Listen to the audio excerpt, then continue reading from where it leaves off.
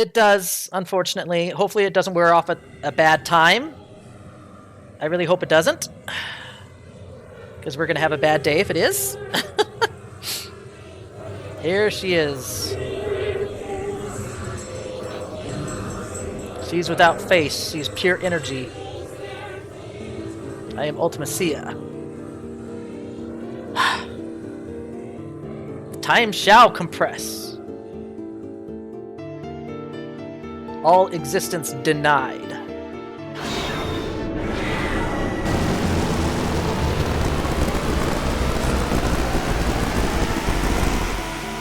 Alright, here we go.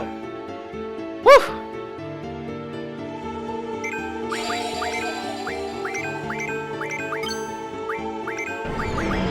I probably should have done that, but whatever.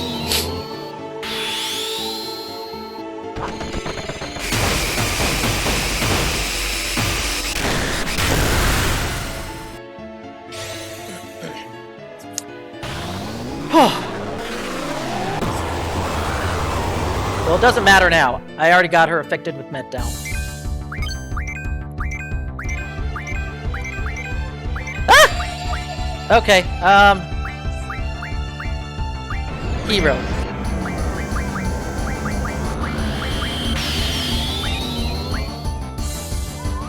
Yep, it did! Give him hero, because he's going to be the big damage dealer here. And I'm going to keep him at 1, because I want him to be limit break heavy. Renzo Kuken! Let's go! Woo!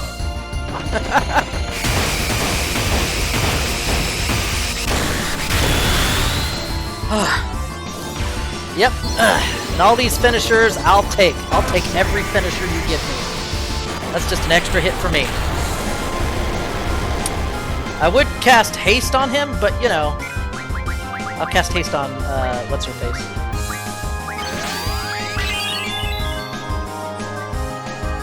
Blind was blown away. But if we can do this, we should be fine. She won't. Rinzakuken is a specific limit break that's only to Squall. She's not going to blow this spell away, or this attack away. Limit breaks are unique only to the characters.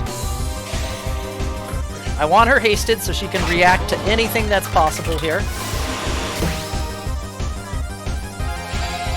Bell's Judgment.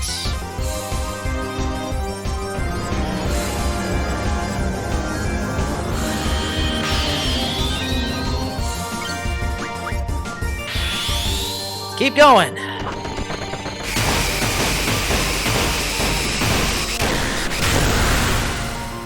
Woo! Reflect on your... Oh, she's done! Your childhood. Okay, at this point, you just gotta keep tapping her along. Just keep tapping her along. So, whatever attacks you do, attack if need be. That's all that matters. Draw... Oh, no! Nope! No, we gotta attack. Because she'll do Apocalypse, and Quistis is gonna go bye-bye. Your sensation. Your words. Your emotions. You gotta keep tapping her along. Let's go. Time. It will not wait. Come on, get the last one in. Get the last one in, Squall. No matter. Oh, nope. One more. How hard you hold on. It escapes you. Apocalypse! Hopefully, Holy Hero did not wear off. Okay, so Squall's gonna survive this. Dang!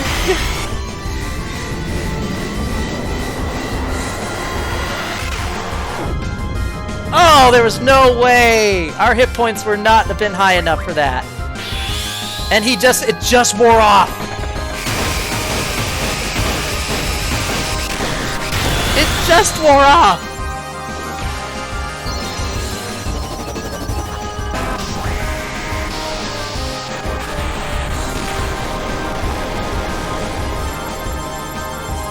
And... Go! Go! Go! Attack!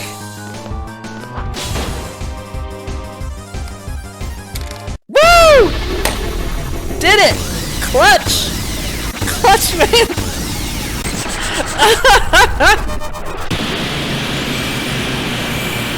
High five, little guy! That was a close call! Wow! That was a final boss! Oh my gosh! That was hard.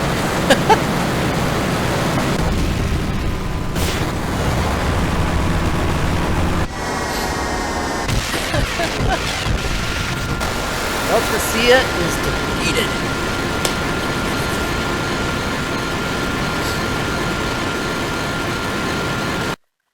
Oh, wow.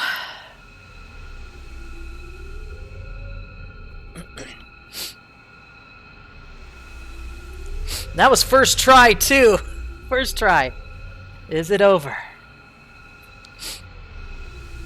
I mean, yeah, because let's go back to our time. So yeah, time compression didn't happen, and we just destroyed the person who cast time compression. So now what's going to happen? Is it all going to go back to the way it was?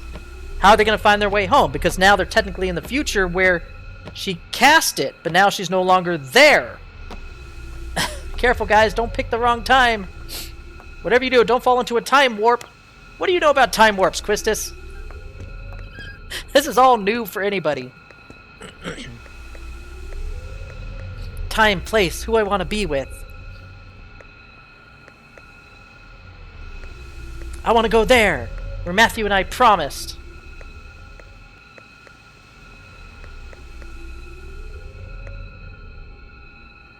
Where's Matthew? She knows where she's going, does he?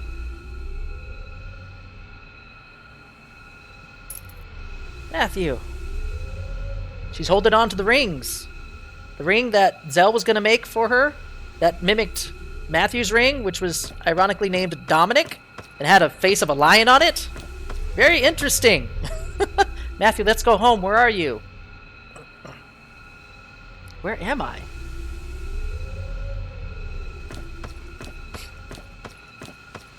Matthew, where are you going? Oh no, that's his younger self. He picked the wrong time. I'm gonna find Sis. Well, he technically found Edia's house, so he did go to the right place. He just didn't go to the right time. Matron.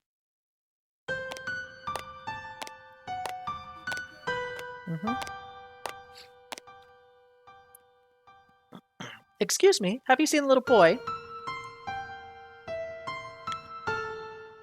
You don't have to worry, the boy won't go anywhere. Well, of course he knows. He knows what happened today. Because he'd already lived through it. I think so too. Poor thing. Ah! It's Ultimecia! You're alive? The sorceress? Yes, Matron. We had defeated her. Matron, stand back. It's okay. There's no more need to fight. Did we bring Ultimecia back with us to this time? Did she surf with us? That sorceress is just looking for someone to pass her powers on to. Unfortunately, they're going to pass them on to you, Edia. In order to die in peace, the sorceress must be free of all her powers. I know, for I am one too. I shall take over that sorceress's powers. I do not want one of the children to become one. Yes, but this kickstarts the events that started this game. I can't disappear yet. Matron! So by doing this, we just put ourselves back in the time loop. So this is just restarting everything. Yes, we do defeat her, but then she comes back with us because Matthew can't frickin' pick the right time, and then passes on to Edia. Is this the end? Most likely. So this is probably going to repeat all over again. You called me Matron. Who are you? A seed. A seed from Balam Garden. Edia has no idea what these are. Seed? Garden? Like, what are you talking about? Both garden and seed were your ideas. He's planting the seed for her to create seed. Garden trains seeds. Seeds are trained to defeat the sorceress. This is where Edia gets her idea and works with Sid to create the gardens. What are you saying? So it's just a big loop. You're that boy from the future? Matron. Please, return. You do not belong here. I can't find Sis. Am I all alone? Who's he? Nobody. You don't need to know. The only Matthew permitted here is you.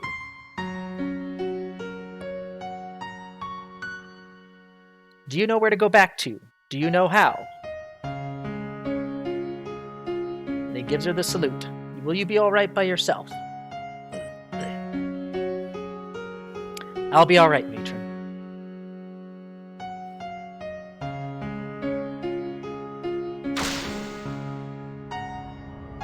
Because I'm not alone.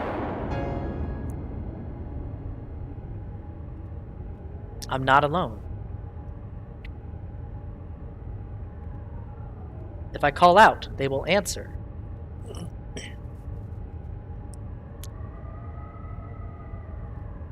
Where is everyone?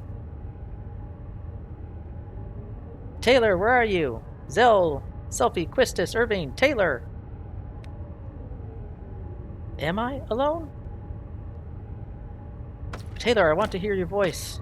His self-doubt is killing him here. Which way do I go?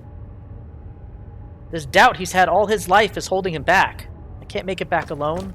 Taylor.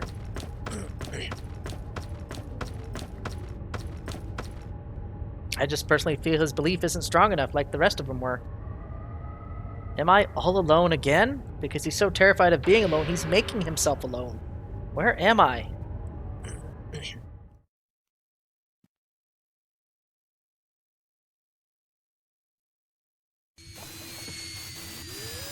So now he's lost in the limbo of time. Who knows where everyone else is, but he's stuck in like a personal hell of his own creation. He can't make it back from the future. He's misplaced out of time. Time compression has probably ended, but he got lost somewhere in the mix. And so now he's in the middle of nowhere. Middle of no time, no place, no nothing. And he really is truly all alone here. So his whole life, he said it's better to be alone than to be with people because he was afraid of losing them. And this thought process brought him to this point where, because he was afraid to lose people, he kept doubting himself that he needed people. And so now when he finally needs them, and he wants to believe, his entire life, this misbelief is just forcing him back. It's holding him back and brought him to this place where he truly is all alone. And so he did lose everybody. Very sad. And he reached the end of the rope here. There's no more ground left. And... wait a minute. There's no more ground left there either. It just disappeared behind him. It's hopeless. He is adrift in time.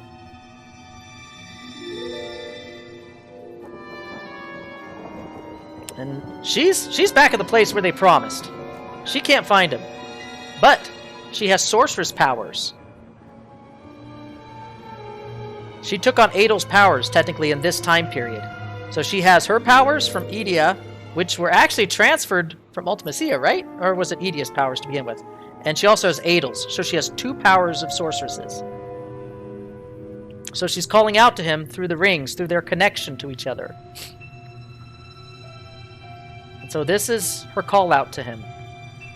Can you remember her to get back to where she is? Can you do it? I have given you a feather, something. Okay, so he recalls her. She can't hear him.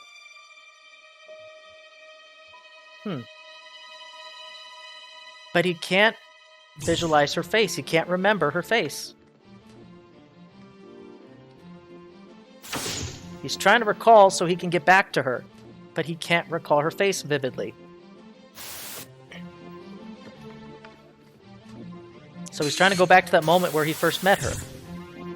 And the more he tries, the worse it gets. Yeah, it's getting worse and worse. He can't picture her face anymore.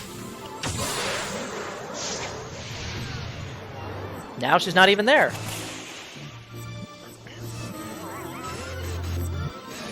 Was she there at all? Now there's an interesting blink and you'll miss it freeze frame where the face of Ultimecia gets placed over Rinoa's in the next scene.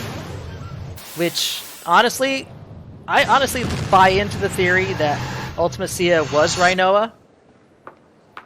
And she lost Matthew at one point. And she wanted time compression to get back to that point where Matthew was lost. And she couldn't get back there. So why didn't she remember who he was when they were fighting? Because of the GF. GFs, you lose your memory when you use them. And she had used this GF she created by herself, Dominic, the GF, so long, for centuries, that she had no idea who Matthew was anymore. She forgot her purpose, why she was doing time compression in the first place. So they forgot each other.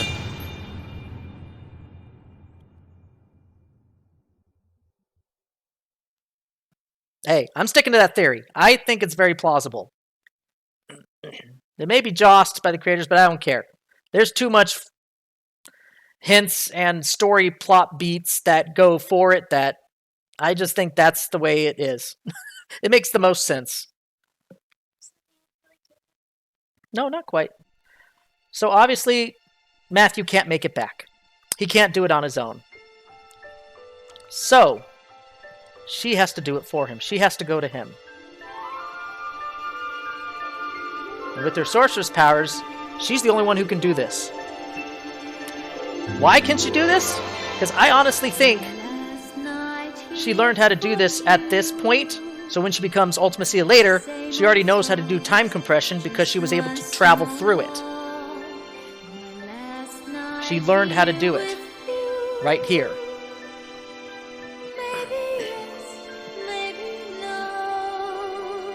So she got back to him. So now she's trying to see if she can recover him and everything. Because right now he pretty much died of I guess a broken heart? I don't understand that part there, but see if she can revive him.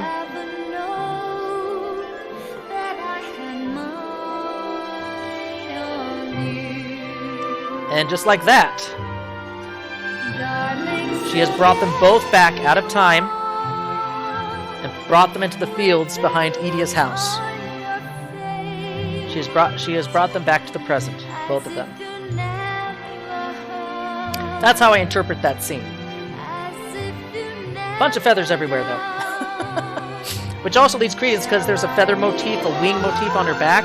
Ultimecia had wings, but they were black. So more proof, in my opinion. Seifer is on his own now. Along with Fujin and Rajan. They're a posse back over again. He's mad he can't catch the fish. Fujin's like, hey, you might want to stop celebrating. Seifer's mad. Hey! Ah! But yeah, they're just normal teenagers now. They have nothing to do with Garden, and they never will. Like they'll ever be let back in. So if you think about it, they're just nobodies in the big wide world now. Does he have regret? Probably. But he's probably happier where he is than he was in Garden. Now this part's kind of sad. It's hinted at in the game that Laguna is Matthew's father, and Rain was Matthew's mother. He originally fell in love with Julia, but then he went to war and never came back. Okay? And Julia went with General Caraway, and they two had Rinoa, or Taylor. They had Taylor. So Julia and Laguna never got together. So Julia went with Caraway, and they had Taylor. Laguna went with Rain and had Matthew. And now their two children are finally getting together, even though they were never able to complete the romance before. So the parents are completed their romance, if you will, through their children. But yeah, this is him proposing to Rain. This is, of course, before she died. And he was never there when Matthew was born. He was stuck in Estar, trying to chase after her alone. So when Rain died, he wasn't there for her to see the birth of his son. Kind of sad, that.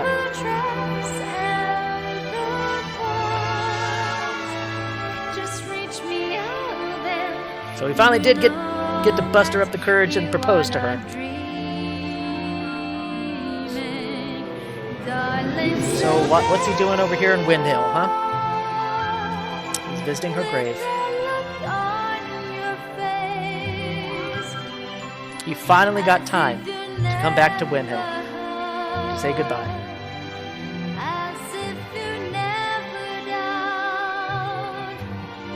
Because if it weren't for their love, they wouldn't have gave birth to Matthew, which was pretty much the hero of the story here, which brought about salvation and brought the end to Ultimecia's cycle.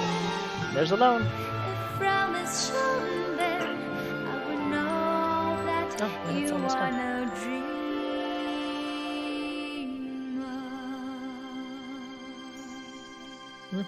Now we're just watching the ending. And there's Garden, floating above us all.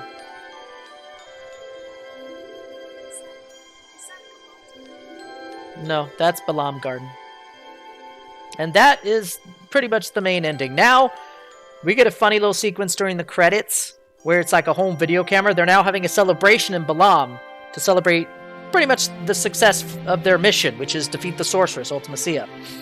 And I think it's hilarious. Oh, and there's the classic Final Fantasy theme. Hey! It's Selfie! Home video! She's making a little recorded video of the party. Look, Irving being his usual self. Quistis is like, really? Oh, she's a little shy. How you doing? Hey, Selfie. What's up? Oh gosh, Irving's such a character. Irving is like, oh, come on, after her. Quistis is still too proper. She ain't gonna let her hair down, if you will, in professional capacity here during this party. There's Sid. Yep, apparently he's let back into Garden. I would hope not. He is not given any position of authority now in Garden after all that he's done. That would be very callous. Oh, who's this? Ah, Edea is back to her normal self. She no longer has her sorcerer's power. She's a normal woman now. And they're back together. You're here for Balam for this one night only, and then you're off the Garden. You're not coming back on anymore. Not after the decisions you two made. Alright. Oh, Selfie wants in. Selfie wants in there. Hey! She stole his hat! Oh, you're doing it sideways. There you go. You got it right side up, Irvine. Oh, hey girls. What's up, everybody? Hey! You're with me. Come on, Quistis. Let's get out of here. Forget that bozo, Irving. Oh, gosh. Oh! Look at this! Zell finally got his hot dogs! Woo! He's stuffing his face! Oh my gosh. Oh wait, he needs something to drink. He's choking. Oh gosh, he's choking! He's so happy about his hot dogs he can't even... Oh god, he choked! Come on, go, go, go!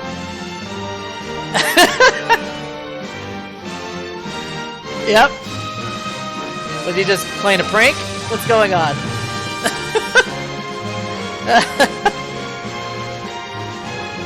I'd like to say they probably put some major spice in it, which is why he threw the hot dogs. He finally got the hot dogs, but I think someone spiced it up with something super spicy, which got him to want to drink something like milk or something.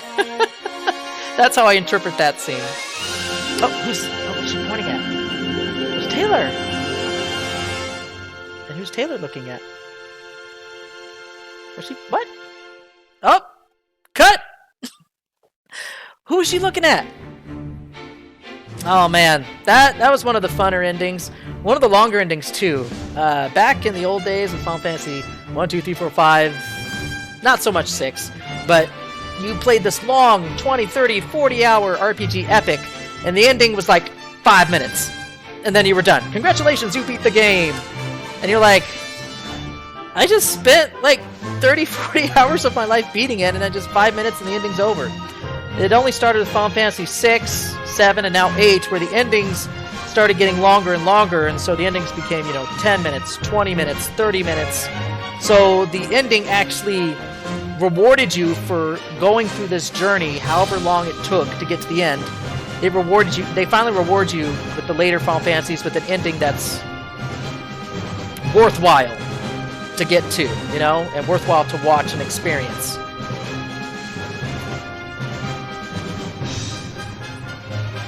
Oh, we might find out after the credits. We'll see. Performed by Fei Wong. Yes, Eyes on Me. Title track for this game. I don't know about you, but the Barry Fatale is the big one. That one to me is like the highlight track of the entire album.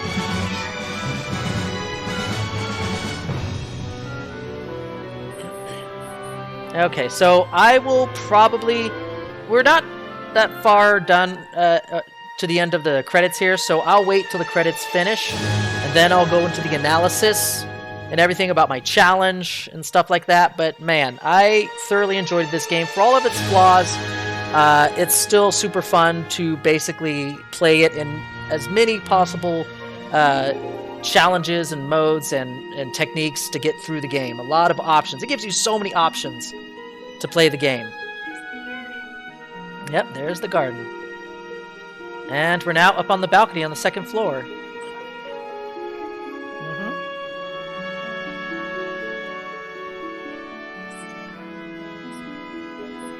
Yeah, so she's looking up at the stars.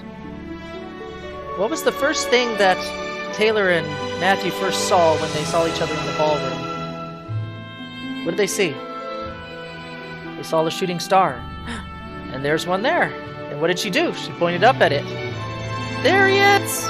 So she brought him back after all. And they got together. Now they have their moment together. Their time. Their time is now.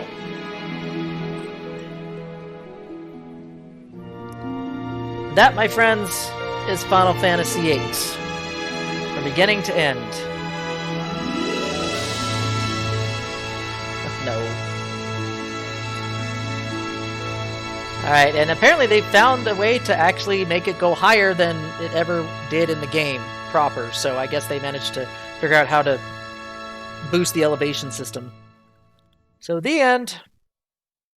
In the PlayStation version, it never went past this point. The end just stayed on your screen forever and ever until you turned off your game system. Here, it actually ends automatically and goes back to the title screen.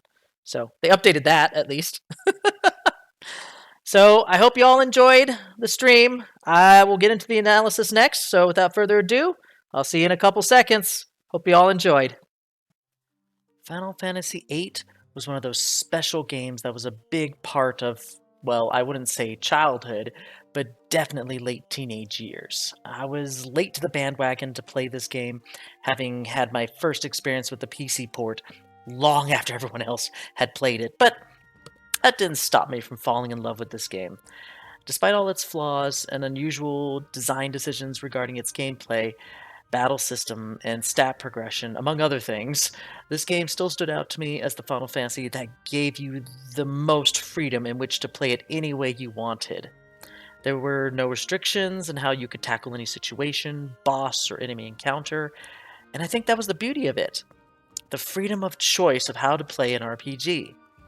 Given this massive freedom to play in Final Fantasy VIII, it lent itself to a host of various challenges and self-imposed restrictions, some of which can be quite severe and downright brutally punishing.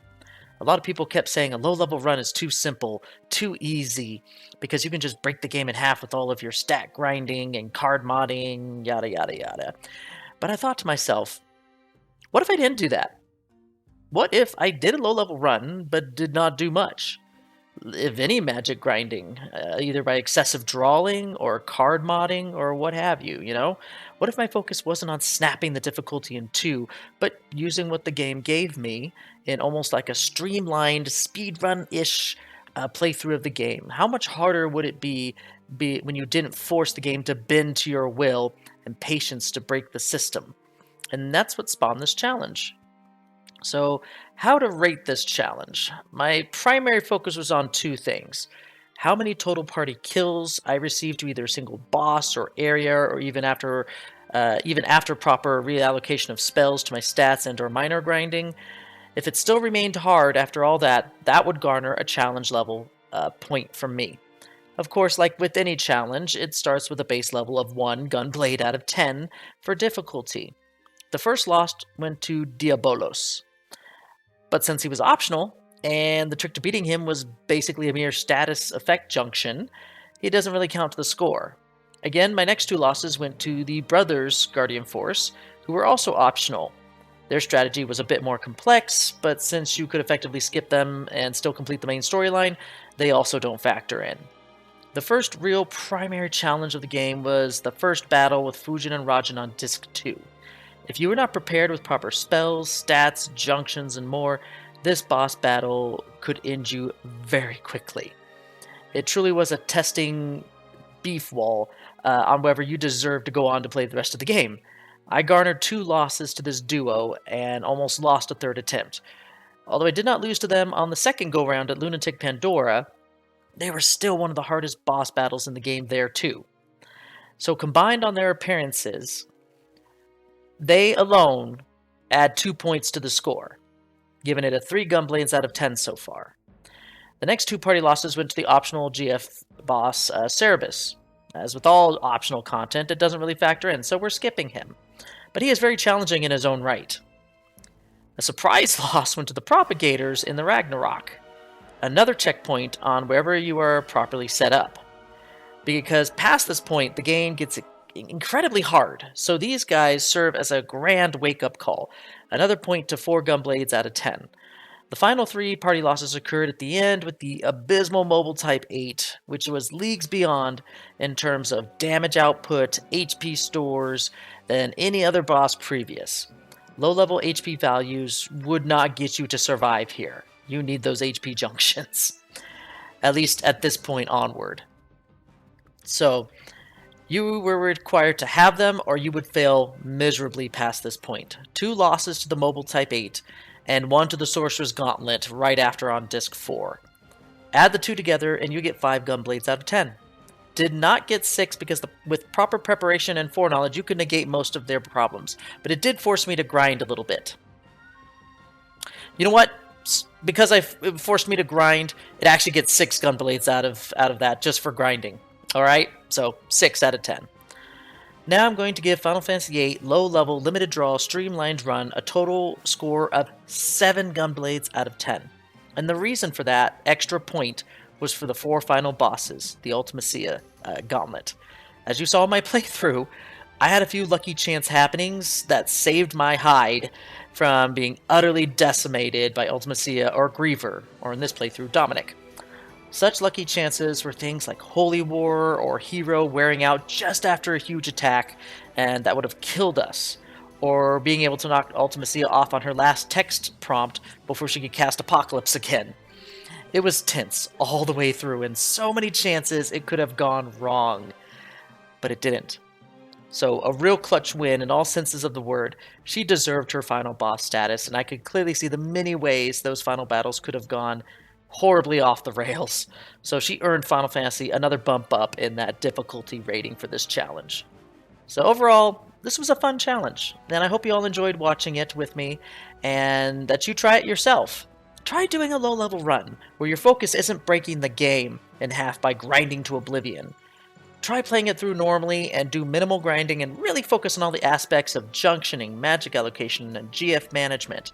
Are the other side content and optional side quests even possible on this challenge? Maybe? But that's for you to find out, and not me. So with that said, this play series is complete. See y'all later, and stay retro.